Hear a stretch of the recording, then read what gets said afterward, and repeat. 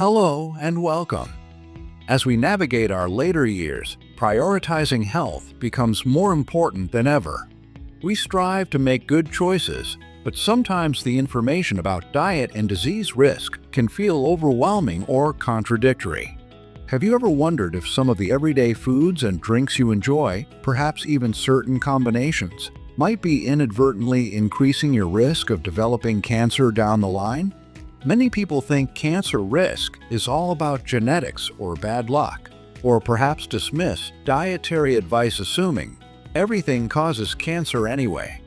While genetics play a role, and no diet offers a 100% guarantee, leading health organizations worldwide, based on extensive scientific research, have identified specific dietary patterns and substances consistently linked to an increased risk of various cancers. Ignoring this evidence, especially as seniors when cumulative exposure and age-related physiological changes can heighten vulnerability, might mean missing crucial opportunities for prevention. Understanding these links is not about creating fear, but about empowering ourselves with knowledge.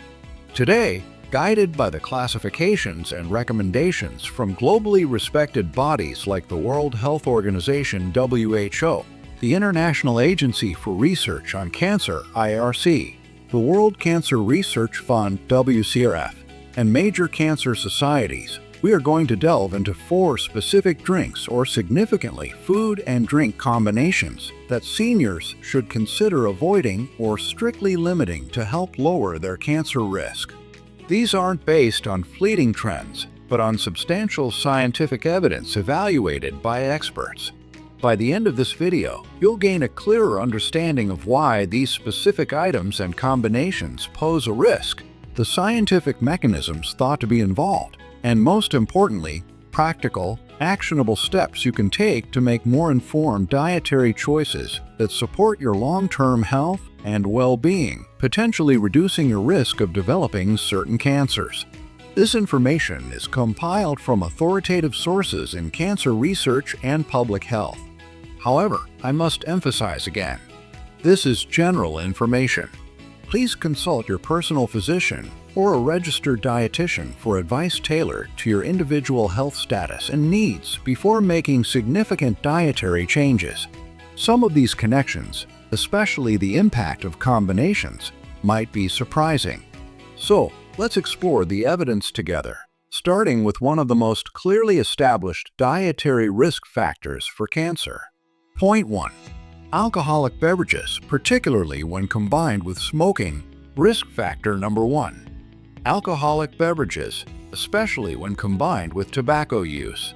This is perhaps one of the most definitive links. Ethanol, the type of alcohol found in beer, wine, and spirits, is classified by the International Agency for Research on Cancer (IARC), part of the WHO, as a Group 1 carcinogen. This means there is sufficient evidence to conclude that it can cause cancer in humans. The risk isn't limited to heavy drinkers. Research suggests that even moderate consumption increases the risk for certain cancers, and the risk climbs significantly with the amount consumed. There is generally considered to be no safe threshold of alcohol consumption when it comes to cancer prevention. How does alcohol increase risk? When your body metabolizes alcohol, it produces acetaldehyde, a toxic chemical and known carcinogen that can damage DNA and proteins in your cells. Alcohol can also impair the body's ability to absorb essential nutrients linked to cancer prevention, like folate. Furthermore, it can increase levels of hormones like estrogen, which is linked to an increased risk of breast cancer. Cancers strongly associated with alcohol consumption include those of the mouth, pharynx, throat, larynx, voice box, esophagus, liver, colorectum, and female breast. Now, let's consider the combination effect. Consuming alcohol and smoking tobacco dramatically multiplies the cancer risk, particularly for cancers of the mouth, throat, larynx, and esophagus. These 2 substances act synergistically, meaning their combined effect is far greater than the sum of their individual effects. Both alcohol and tobacco smoke directly damage the cells lining these areas, and alcohol may act as a solvent, helping the harmful chemicals in tobacco penetrate tissues more easily. Seniors should also be aware that age-related changes in metabolism might make them more susceptible to the harmful effects of alcohol. Think of the delicate lining of your esophagus. Smoking is like repeatedly scratching it with sandpaper. Drinking alcohol is like pouring a harsh solvent over that same area. Doing both simultaneously is like scrubbing the scratched surface with the solvent-soaked sandpaper. The damage is exponentially worse, severely weakening the tissue and making it much more vulnerable to developing cancerous changes over time. It's a dangerous partnership where each substance enhances the damaging potential of the other. Safest approach. For cancer prevention, the most effective strategy is to avoid alcohol altogether. If you choose to drink, strictly limit your intake. Follow national health guidelines, which often advise no more than 1 standard drink per day for women and no more than 2 standard drinks per day for men. Seniors, due to physiological changes, might benefit from even lower limits. Discuss this with your doctor. A standard drink is typically defined as 12 ounces of regular beer, 5 ounces of wine, or 1.5 ounces of distilled spirits. Avoid binge drinking. Consuming multiple drinks in a short period significantly increases risks. Do not smoke. This cannot be emphasized enough. If you smoke, quitting is the single most impactful action you can take to reduce your risk of numerous cancers and other diseases. Seek help to quit if needed. Honest doctor discussion. Talk openly with your healthcare provider about your alcohol consumption. Considering any medications you take, alcohol can interact with many and your overall health profile. Significantly limiting or, ideally, avoiding alcohol consumption and completely avoiding tobacco use are powerful evidence-based actions you can take to substantially lower your risk of developing several common and serious types of cancer, contributing significantly to your long-term health and longevity. Understanding the amplified risk of the alcohol-smoking combination is critical. Point 2. Processed meats, especially within a low-fiber diet. Risk factor number 2.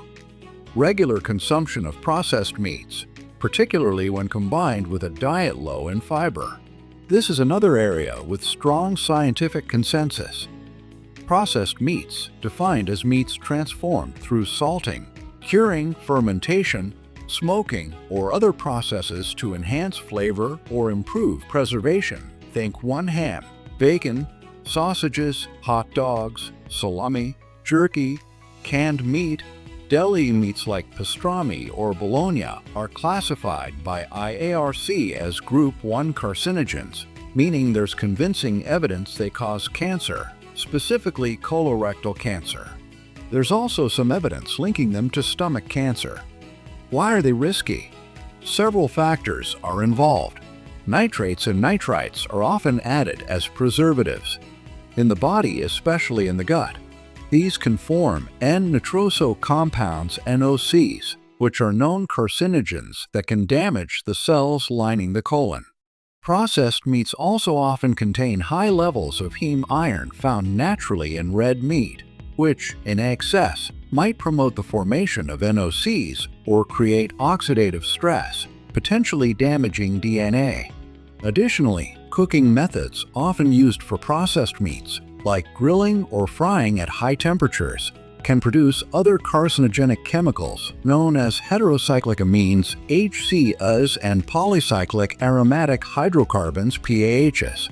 The risk associated with processed meats is further amplified when consumed as part of a diet generally low in dietary fiber. Fiber, abundant in fruits, vegetables, whole grains, and legumes, plays a protective role against colorectal cancer.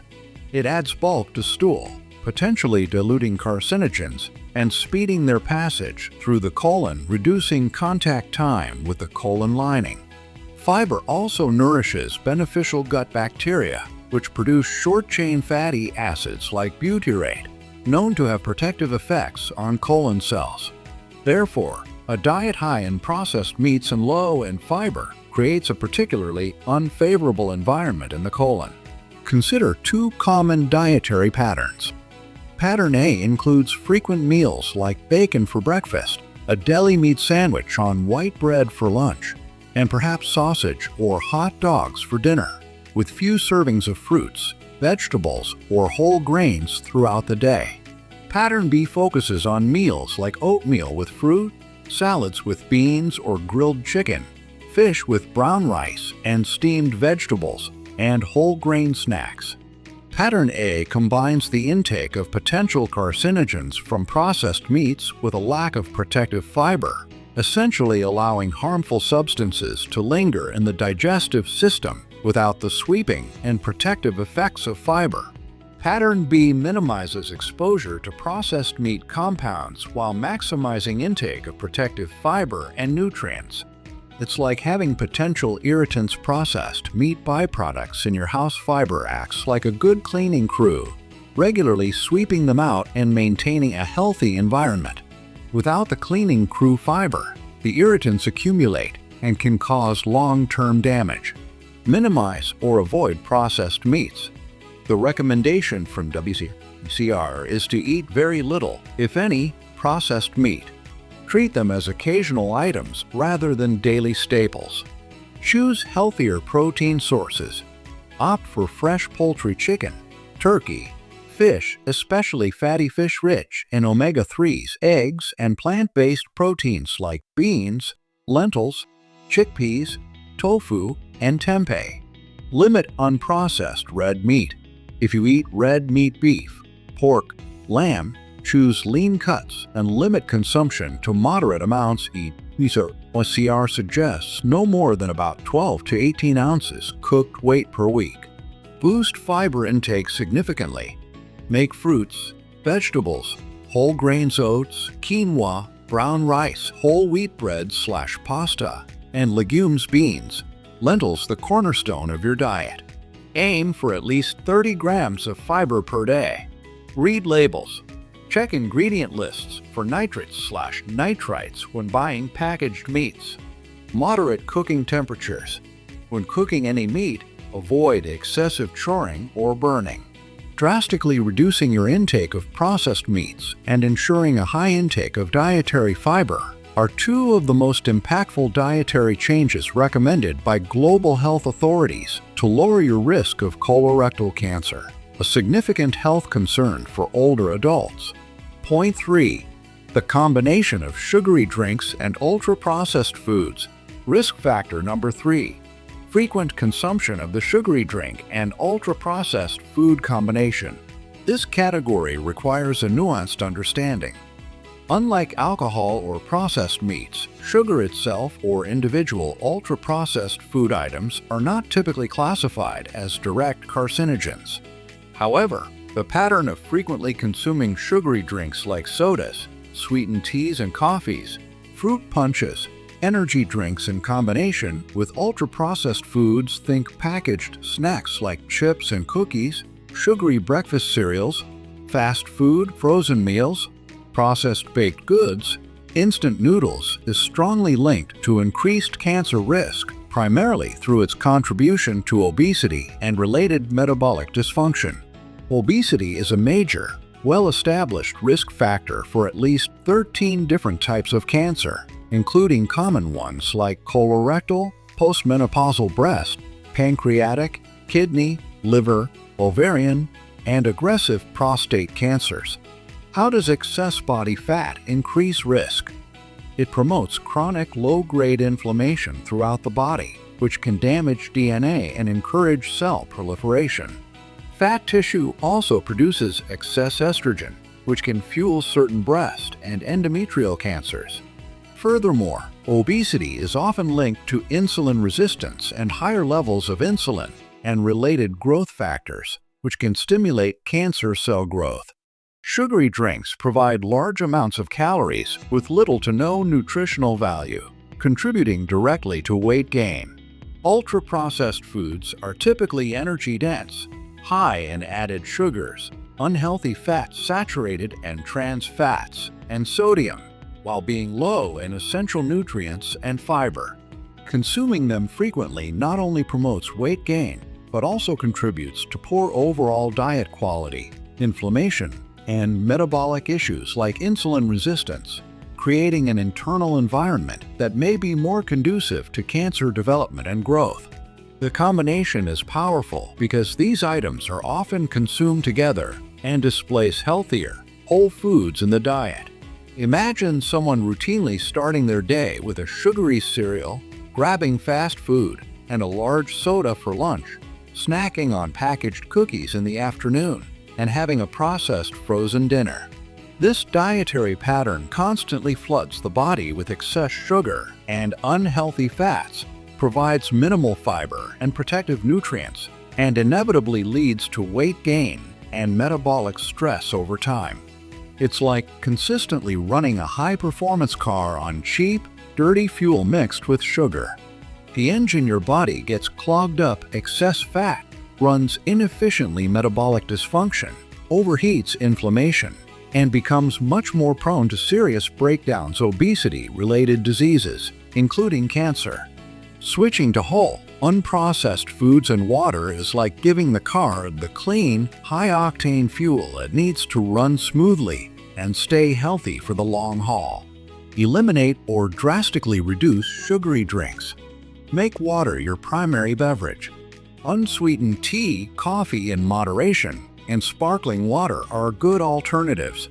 Avoid sodas, sweetened juices, and energy drinks. Minimize ultra-processed foods. Focus your diet around whole or minimally processed foods.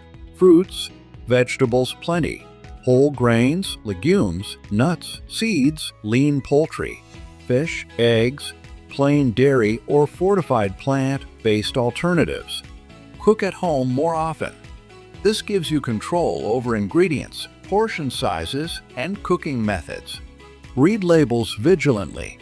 Pay attention to added sugars. Look for various names like high fructose corn syrup, dextrose, sucrose, unhealthy fats, sodium levels, and long lists of artificial ingredients. Prioritize fiber. High-fiber foods help with satiety, weight management, and gut health. Maintain a healthy weight.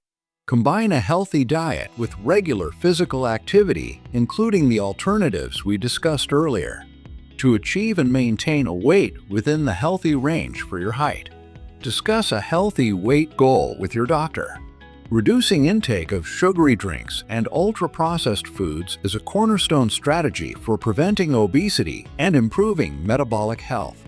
By doing so, you significantly lower your risk for numerous obesity-related cancers, making this dietary shift a crucial investment in long-term health and cancer prevention.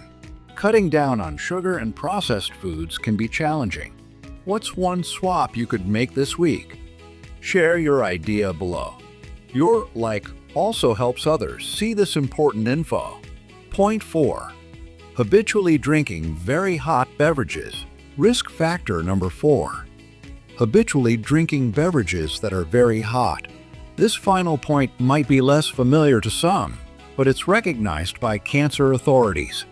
IARC has classified drinking beverages at temperatures above 65 degrees Celsius, which is 149 degrees Fahrenheit, as probably carcinogenic to humans group 2A, specifically increasing the risk of esophageal cancer. It's crucial to understand that this risk is not associated with the chemical composition of the drink itself. Coffee and tea consumed at normal, non-scalding temperatures are generally considered safe and may even have health benefits.